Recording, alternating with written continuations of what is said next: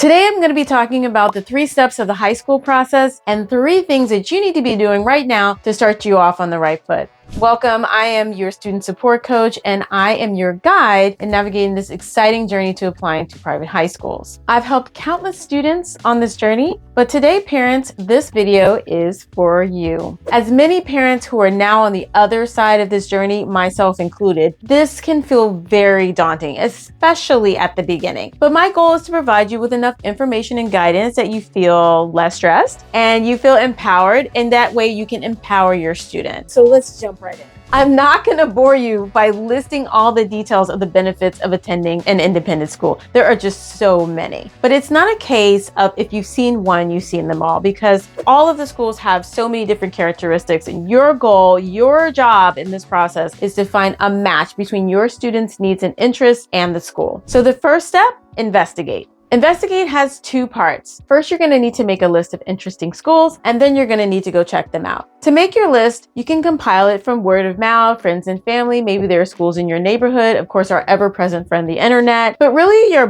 best resource is the school where your child is currently attending, because they know your child and what they need as a student and as a learner, and they can offer some guidance there. So don't hesitate to ask them. And although I love the word investigate, I know I call this investigate, explore is a bit closer to the mindset that you need to have, because the most successful families in this process put aside their preconceived notions and actually explore schools with an open mind. The top school in the area may not be the top school for your family. So really try to get away from the hype and see what the school has to offer and how those things align with your child's interests. Forcing a fit because maybe you went there or maybe you just heard so many good things about it is really not the way to go in this process. By the way, if you're in the Washington, D.C. metro area, I'm going to include a link in the description box that includes a list of all the independent schools in Maryland, Virginia, and D.C. Step 2, the application process. The application itself has several steps. You'll need to submit an actual application. Normally that's online. You request recommendations from the appropriate teachers. Usually that's your math and English teacher. You'll submit any test scores that school requires. The last 2 steps are for your student, which are the interview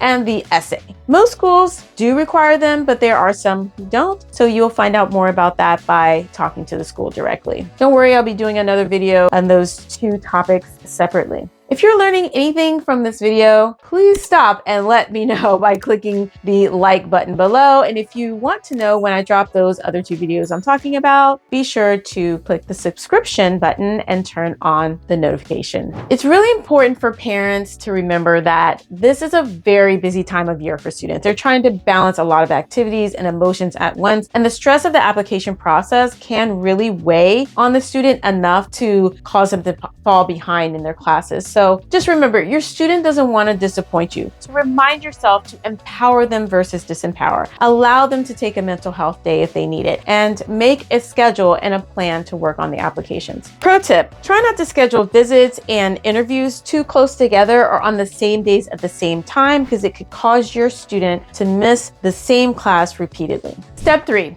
The decision. So the applications are due around winter break, but it may be a little earlier for some schools. And then the schools will notify you of their decisions in late February. You'll either receive an acceptance, a denial, or a wait list. I've seen many students come off the wait list, so don't discount a school just because you've been placed on the wait list. Your current school may be able to advocate for your child if you let them know your status. So what can you do right now to level up your success? Number 1, have your student think about what they really love, what lights them up. Have them make a list and use that list to narrow down your list of schools to visit. Number 2, find a parent friend to vent to. I cannot stress this enough. The process can get a little stressful for the whole family. So, and as parents, we want our children to succeed. We want them to live their best life. And as we get deep into this process, it can feel like this step can make or break their future. It's not true. Temper all those expectations by talking to a level-headed friend. That way your stress dragon doesn't rear its fiery head